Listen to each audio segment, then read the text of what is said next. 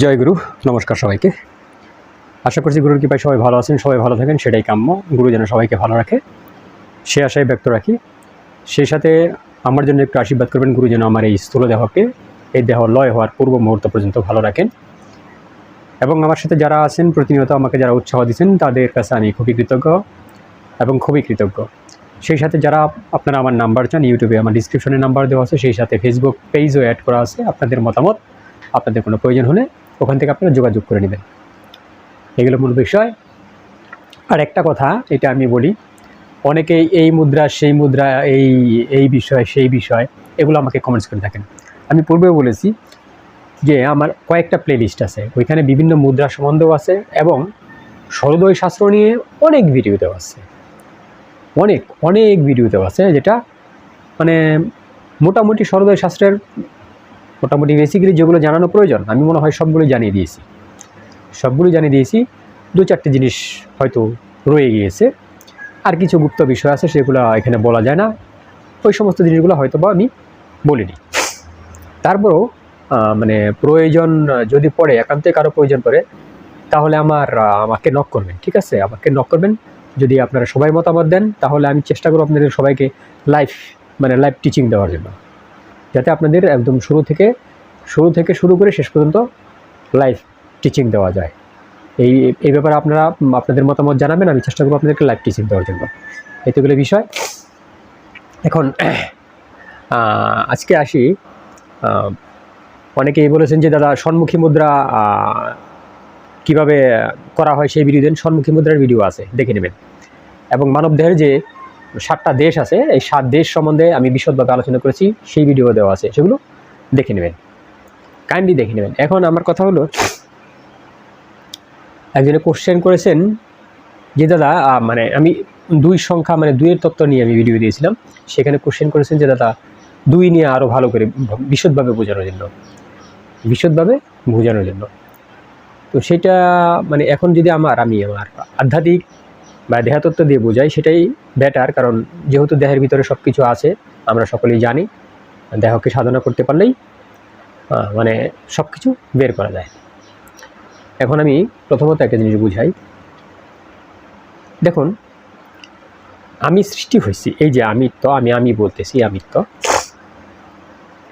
আমি সৃষ্টি হয়েছি, আমাকে সৃষ্টি করা হয়েছে। এখানেও 2টা শক্তি, 2টা বিষয়, 2টা জিনিস আমি পূর্বে বলেছি। আজকে স্পষ্ট করে দেব যে আমি যে তৈরি হয়েছি, আসলে এই আধ্যাত্মিক জগতে বা সাধনার ভাষায় এই 2টা জিনিস আসলে কি। এই বীর্য এবং রজ, এই 2টা জিনিস আসলে কি। পূর্বে আমি বলেছি যে আমাদের রূপ একবার নারী হয়, একবার পুরুষ হয়, একবার নপুংসক হয়, এটা তো বলেছি। তো এখানে একটা কথা বলি, সবসময় নপুংসক থাকার চেষ্টা করবেন, তাহলে সাধনার মার্গে অনেক উচ্চ লেভেলে চলে যায়। আমার পুরুষ হওয়ার দরকার নাই, মানে দেহদারী পুরুষ হওয়ার দরকার নাই, দেহদারী নারী হওয়ার আমার দরকার নাই।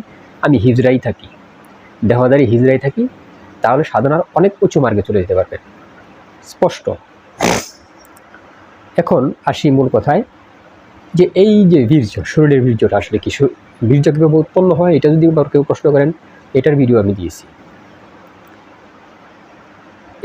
এটা কি বলছে আধ্যাত্মিকতা এবং সাধনার জগতে, এটা কি বলছে? আপনি একটা জিনিস লক্ষ্য করবেন, আমরা যখন কামুক হই তখন কিন্তু আমরা মানে কি হয়ে যায় নিজেরাই জানি না, কিন্তু একটা জায়গায় যাওয়ার পরবর্তীতে আমি দুর্বল হয়ে যাই। আমার আর মানে সেই শক্তি থাকে না, আমি দুর্বল হয়ে যাই। মানে একটা শক্তির কাছে আমি পরাজিত হলাম, তো শিব যখন মারা যায় তখনই সব হয়ে যায়, বাংলা কথা। শিব যখন মারা যায় তখন সব হয়ে যায়। যতক্ষণ পর্যন্ত আমি আছি, শিবত্ব আছে, আমি নাই, সব হয়ে গেছে। এখন ওইটা যখন ওই জায়গায় মারা গেছে, তখন এটা সব হয়ে গেছে। এখন ও মারা যায় কোথায় এবং কিভাবে, এবং মারা না গিয়ে তারা কি করতে পারে, সেটাও দেখার বিষয়, সেই বিষয়ে আলোচনা করব। সেটা যেমন বীর্য, যেহেতু আমার দেহদারী পুরুষের বীর্য এবং দেহদারী নারীর রজ, এই 2টার কম্বিনেশনেই তো আমি পৃথিবীতে আসছি, তাই না? নর্মালি তো এই দেহধারী বীর্য হলো শিবস্বরূপ, দেহধারী বীর্য হলো শিবস্বরূপ, এবং দেহধারী নারীর যে রজ সেটা হলো শক্তিস্বরূপ। স্পষ্ট বুঝতে পারছেন? সেটা হলো শক্তিস্বরূপ। এখন এই যে জন্ম প্রণালী, এই যে সৃষ্টির যে প্রণালী, দুইটা শক্তিও একত্রিত হলে আপনার গর্ভধারণ হবে না, দুইটা শিবও একত্রিত হলে গর্ভধারণ হবে না। এইটা একটা জিনিস। সেটা কীরকম? কনসেপ্ট একদম ক্লিয়ার করে দিতেছি। সেটা কীরকম? সেটা হলো আমার যদি ডান নাসিকা চলে, ওনারও যদি ডান নাসিকা চলে, তাহলে দুইটাই শিবশক্তি কাজ করতেছে, দুইটা শিবশক্তি কাজ করতেছে। তখন যদি আপনি মানে আপনার ব্রহ্ম বিস্ক্ষয় হয় এবং ওনারও যদি ব্রহ্ম বিস্ক্ষয় হয়, তাহলে দুইটাই শিব, কিছু হবে না। কারণ একা কখনো কোথাও কিছু হয় না, সেখানে সেই বীজ বপন হাজারবার করলেও এই প্রক্রিয়া হবে না। এবং দুইটা শক্তি, আমারও বামনাসিকা, ওনারও বামনাসিকা, এই দুইটাই যদি একত্রে চলে, তো দুইটাই একত্রে চলার সময় যদি আপনি মানে দৈহিক ক্রিয়াকর্ম করেন, তাহলেও কখনই হবে না, গর্ভধারণ হবে না, হবে না, হবে না, হবে না। মাঝখানে তো নাই, এটা পূর্বেই বলেছি। তাহলে বুঝতে হবে যে একটা শক্তি আর একটা শক্তির সাথে কম্বিনেশন হতে হবে। একটা শক্তি যদি আর একটা শক্তিকে অ্যাকসেপ্ট করে, তারা যদি মিলিত হয়ে যায়, তাদের মিলনে একটা ফসল আসবে, একটা ফসল আসবে। একা কেউ কিছু করতে পারবে না, হবেই না। এইটা হলো একটা কথা। আরেকটা জিনিস স্পষ্ট বুঝিয়ে দিই, একদম স্পষ্ট বুঝিয়ে দিই, আপনাকে কিন্তু গিলে ফেলতেছে। এখানে গেলে সাধারণ, আমি এখন যে সমস্ত কথা বলবো এগুলো অনেক ঊর্ধ্বতন মার্গ। আপনি যদি স্থূল রূপে দেখেন, মানে জাগতিক দৃষ্টিকোণে দেখেন, আপনাকে কিন্তু একটা মুখ গিলে ফেলতেছে, স্পষ্ট আপনাকে গিলে ফেলতেছে। আপনাকে স্পষ্ট বোঝা উচিত যে এইখানে আসলে আমাকে খেয়ে ফেলবো। আমরা যেরকম খাবার খাই, ওটা আপনাকে খেয়ে ফেলতেছে, আপনি কিন্তু ওকে খাচ্ছেন না। আপনি খাচ্ছেন, হ্যাঁ, ওই মুখটাই আপনাকে গিলে ফেলতেছে। স্পষ্ট মুখটা যখন গিলে ফেলে, কিছুক্ষণ খাওয়া দাওয়ার পরবর্তীতে আপনি তো নাই, শেষ শেষ। আপনার যা মনে করেন শক্তি সম্বল ছিল শেষ। তখন যদি আপনার পিঠে আবার একবার থাপড় দেয়, ঠিক আছে, তখন আপনি বলবেন দ্যাট মিনস কি, খেয়ে ফেলছে।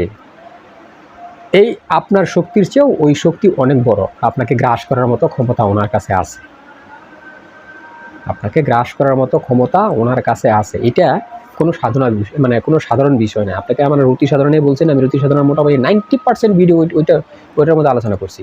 এখন সুস্পষ্টভাবে বুঝেন, যতবার যাবেন ততবার আপনাকে খাবলা দেখিয়ে ফেলবে। তা একটা গান শুনছিলাম যে ইন্দুর মারার কল রয়েছে জগৎ মাঝারে, কেউ কাউকে ফেলে না ধরে, আপনি ইচ্ছায় সব মরে। ঠিক আছে, আপনি ইচ্ছায় সব পড়ে, ইন্দুর মারার কল রয়েছে জগৎ মাঝারে। তো এইখানে কেউ কাউকে ধরে না, ইচ্ছা করে ওইখানে যায় পড়ে, ওইরা মরে, তারপরে হাই হতাশ করে। ঠিক আছে, ওইরা মরে, তারপরে হাই হতাশ করে।